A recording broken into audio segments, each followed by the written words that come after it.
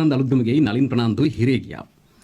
දැන් හුඟක් අයට තියෙන ප්‍රශ්නේ මහින්දානන්දයි නලින් ප්‍රනාන්දුයි හිරේ ගිය එක නෙවෙයි.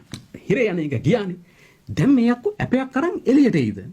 ඒ කියන්නේ මේ සමාජය මහින්දානන්ද අලුත්ගමගේ සහ නලින් ප්‍රනාන්දුගේ සිරගත වීම සම්බන්ධයෙන් උනන්දුවක් දක්වන පාර්ශවය දැන් ටිකක් තිගැස්මකට බයකටපත් වෙලා තියෙනවා.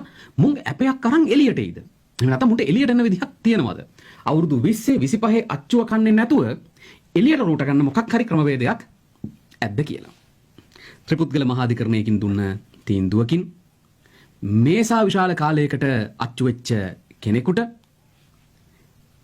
රැලි වෙනකොට එහෙම නැත්නම් ඊටාම පහසු ක්‍රමවේදයකින් පැය 24න් දවසෙන් දෙකෙන් එහෙම අපයක් කරන් එළියට එනවා කියන එක ලේසි නෑ.